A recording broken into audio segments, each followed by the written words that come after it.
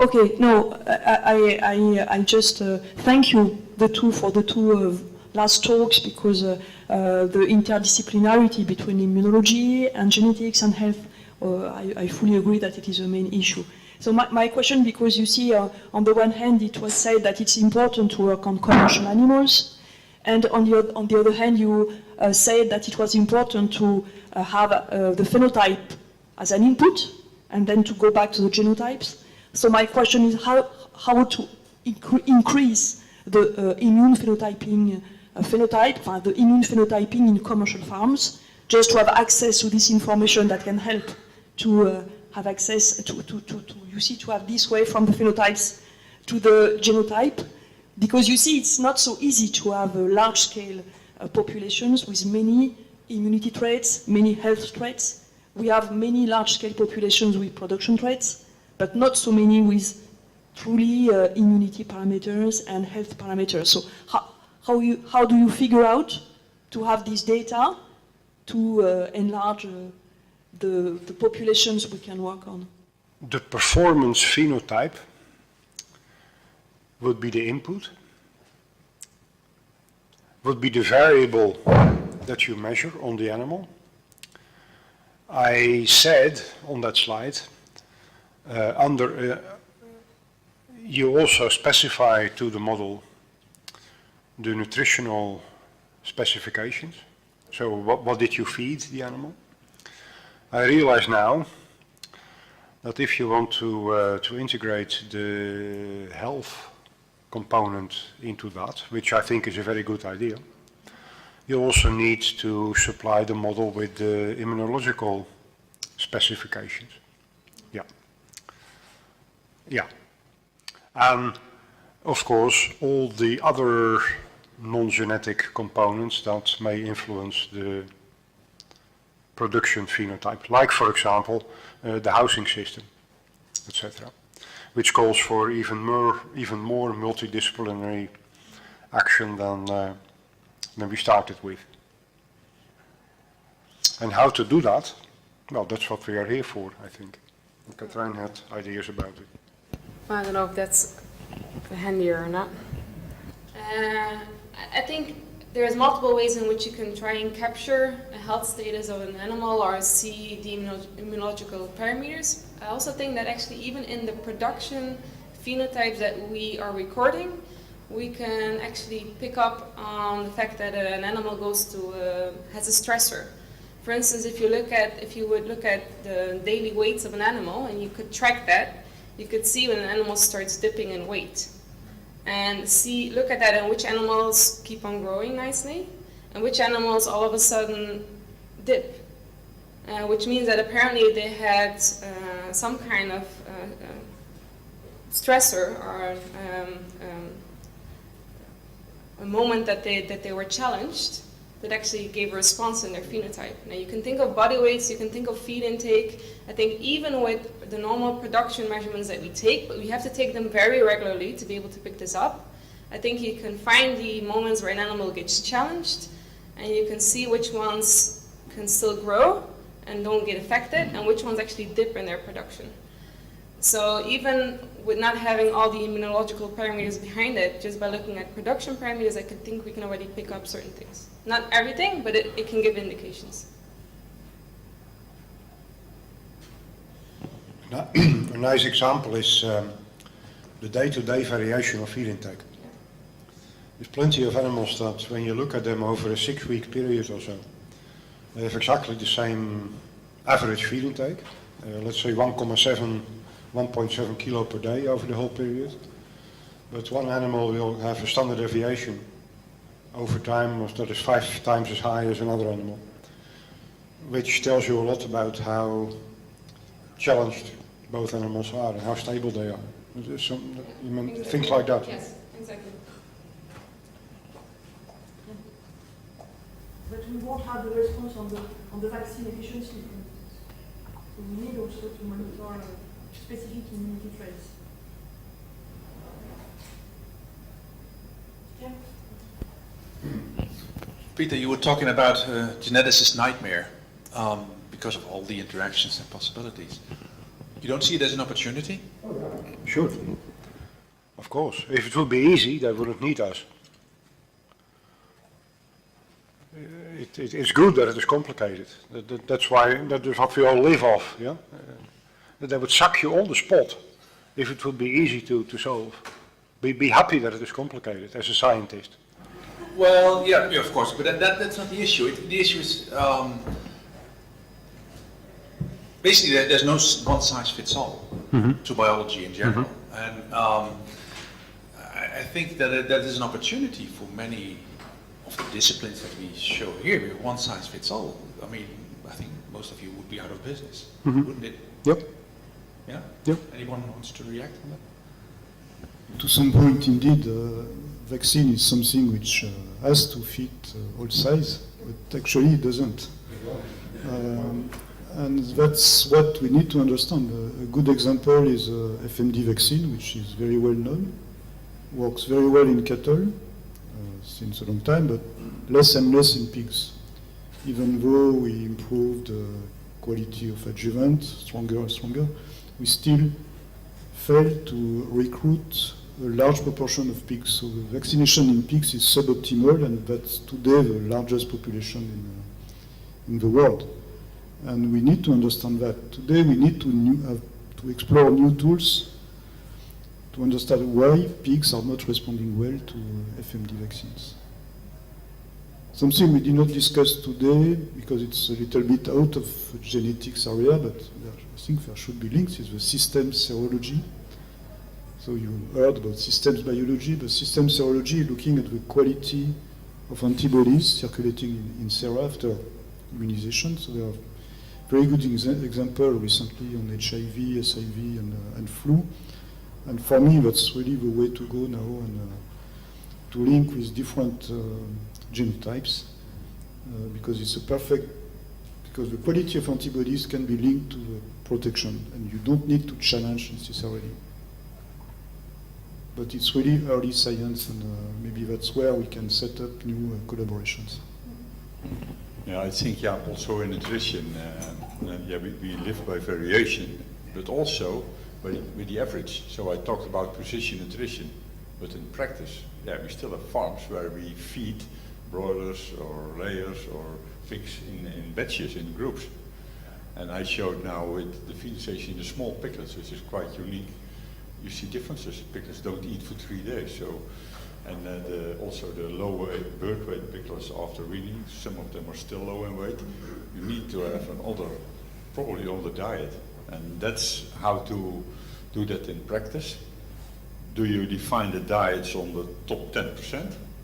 Or do you define it on the average, knowing that the top growers don't reach top production?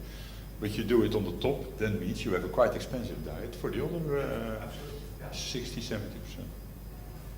So therefore, with precision nutrition, we should make steps forward also in the way of feeding.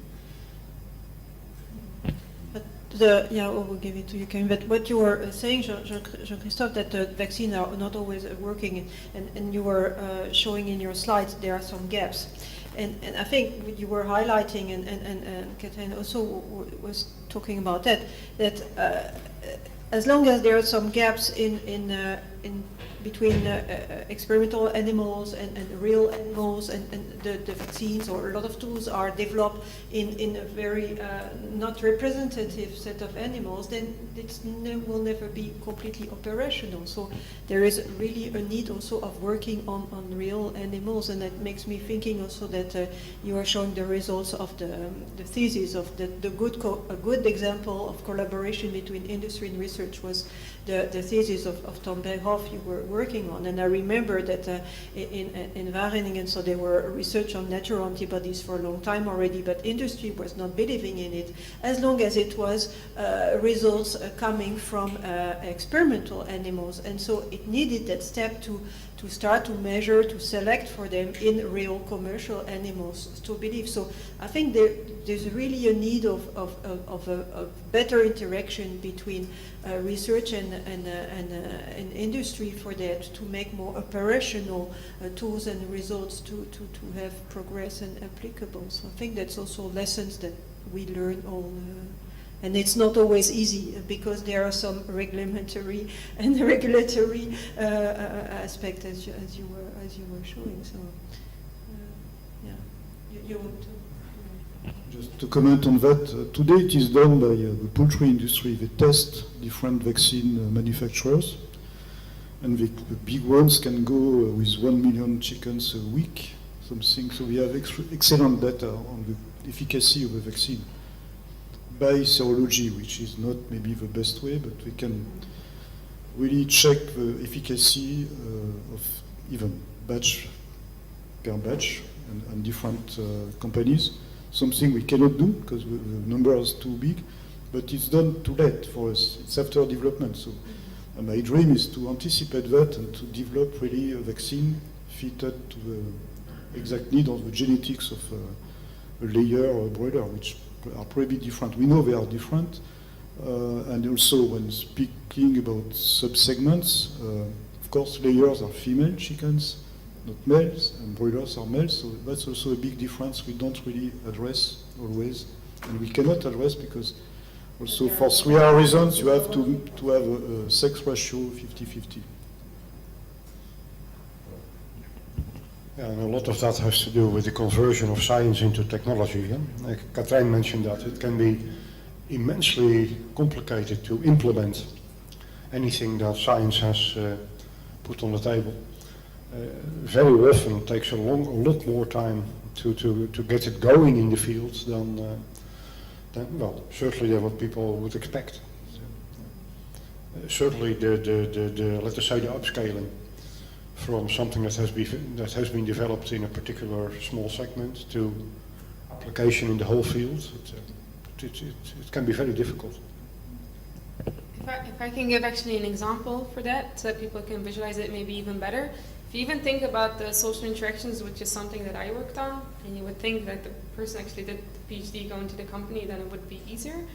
But I mean, the test that we did was the organization of the test was standardized. So I mean, all the animals were in cages of 5, and we aimed for a certain survival rate. And everything was so nicely standardized. At the moment you go to the more practical situation, you'll see that the survival rates are very different across the different farms. And you'll have cages of 5 and you'll have cages of 20. And what's easily applied, or the models that work for one standardized test don't necessarily work when you want to apply it to the bigger scale. So even though we believed and we saw the results and thought, okay, this we need to implement this, actually going from having a standardized test and still implementing it into a situation where it's way more variable was actually still quite a challenge. I think that I agree that there is a big problem of implementing in reality and bringing to the market like new product and implementing research in practice. But I think that now there are several initiatives that are running at the international level where the real world of science is getting together to identify gaps, and industry is embedded in the process at the very beginning as to ensure that these messages of practical problems in the implementation of new research are considered since the very beginning. So I tend to have a more optimistic view toward the future for this, but I'm not sure if the others are on the same line.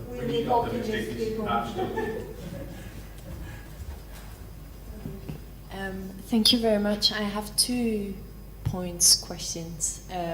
My first one relates to quality of food. So you mentioned that, I'm sorry, I forgot your name, but you mentioned that in your presentation from Hendrix, the quality of the egg. It's not about the quantity all the time. There is a tendency to improve genetics, to have bigger animals, to produce more, to eradicate disease, to also have more production.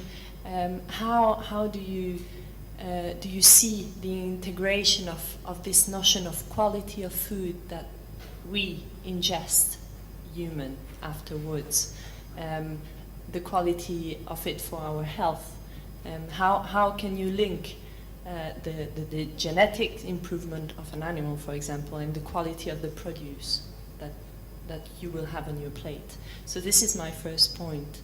And my second perhaps it's more related to industry, but then everyone can comment. How industry also vaccine industry think about the distribution, the logistic chain of vaccine. So we know that it's not easy to produce the exact quantity we need at the time we need, and to distribute it in the places we need it. How the industry is trying to overcome this big challenge, because we often see shortage of vaccine on the field. So, First question. I think sometimes people would be surprised how many traits are in the index which are not necessarily volumes, which are really the shell strength, how quickly your egg white runs. People don't realize that these are things that we select for. There's a ton of things that we go for which are not necessarily numbers. The feather cover, the survival to feather pecking, cannibalism. Even with the guinea fowl, we're looking at the taste of the meat. So it's not numbers, it's the fact that it has to be a high quality product. And I can even think that in some species, for instance in dairy cows, there's a project, actually Henk Bove is here, he worked on it, where they looked at the fatty acid saturation of milk. And they looked at the composition of it, and whether or not you can change that to do something for the healthy components that you can find within the product that you're selling. So I don't think it's always numbers in terms of volume. I think there's a lot more that comes with it, which could also be health parameters in the end, or taste, or quality, etc. I hope that answers your question to us. Yeah, I agree with you. Okay. I just see that often not very spoken out. This is why I'm mentioning, because we often talk about disease and disease eradication, and we advocate for this eradication in terms of more production and more quantity. And it's the same thing with the narrative around food security. We often talk about quantity rather than quality. So both are needed. Yes. This is why I agree. I'm asking you. A very important component there is that it has to be paid for. The breeding industry will not improve trade unless somebody wants to pay for that kind of product. Otherwise it's a waste of effort. It is, especially in northwestern Europe, it is kind of difficult to make consumers pay for better food. In the south it is more or less different, but that explains a lot of that kind of uncertainty. That, many people are not really interested in better food. They're interested in cheaper and more food, I would think. And that is slowly changing. And a lot of meat quality, egg quality, milk quality, cheese quality, etc. can be described by characteristics that are actually heritable and can be selected for. But there must be an incentive for the breeding industry to actually do it. And that is a very slow process in society. So vaccine supply distribution is a very complex question. Nothing to do with genetics, it's more industrial. So manufacturing plants are typically for veterinary vaccines used for many lines. So all vaccines, for instance, are made in Lyon, in a few buildings for all species. So there is a competition between the different markets. More and more, for us, it's pet vaccines, which are more valuable that take over the slots. Also, the planning for manufacturing is very long.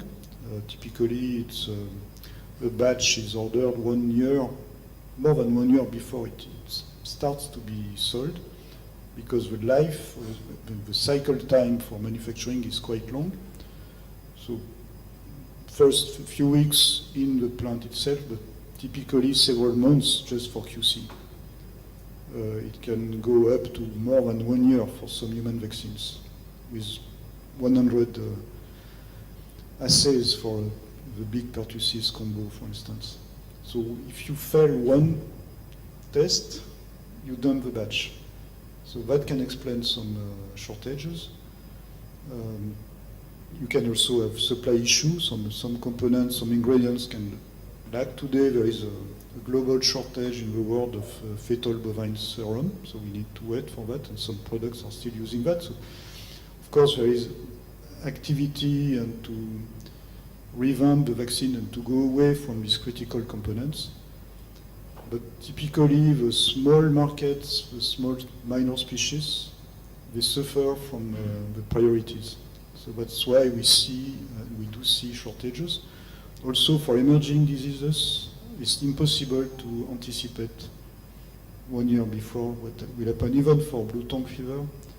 So we produce, but today the vaccination is not anymore mandatory. So for us, it's a big risk to produce a batch and to store it and not to sell it. It will be a waste of money. There is no guarantee that we can sell a vaccine. And that's a big issue, and that's why, again, SAPHIR is we want to shortage cycle times of manufacturing and to go away from in vivo QC, so we have only in vitro QC, and we can release a batch in a few weeks, so that we can guarantee to ensure the reactivity relative to the needs of the field. But in the classical system today, it's too long. I think we will wrap up. I think it has been a very long day. It has been a very long week. And I think just to wrap up, let's first thank the panel for their contribution.